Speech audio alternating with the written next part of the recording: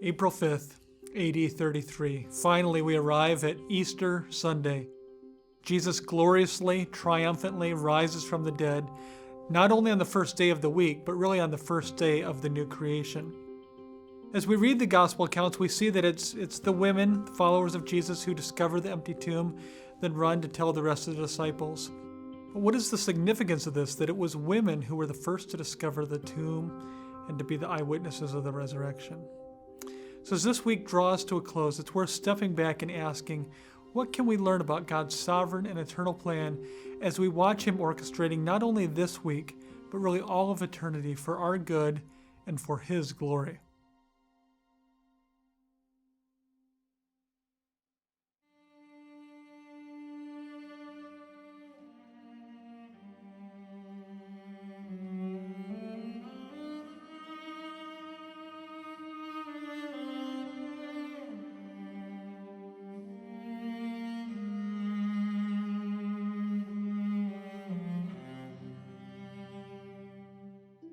The women who observed the location of the tomb, according to the Gospels, planned to return to the tomb on the Sunday to finish the preparation of Jesus' body. This is interesting historically because the testimony of women at that time was not considered very dependable.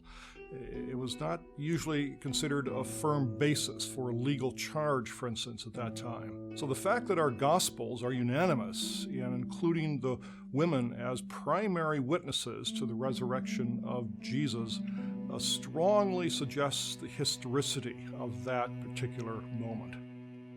If the Gospel writers had wanted to commend Jesus' resurrection after the fact, they would have made some Roman officials, perhaps, the ones who discovered the empty tomb, or they would have had at least the male disciples be the ones who were the witnesses.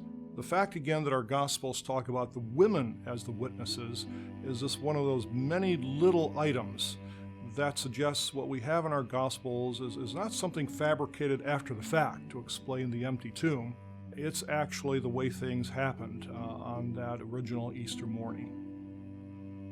Many liberal scholars have actually argued that Jesus was just a Jewish prophet, an apocalyptic prophet who was deluded about his own greatness and who was ambushed by one of his followers, Judas, and then ended up crucified.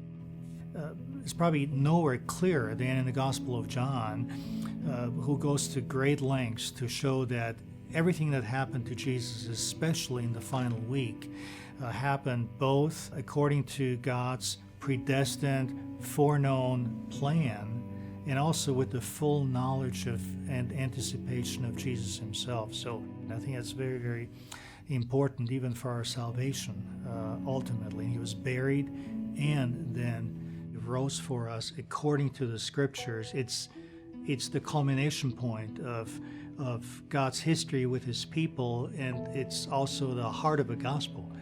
The Gospels show that the crucifixion and the resurrection were very much not plan B, but God's way of providing redemption for humanity.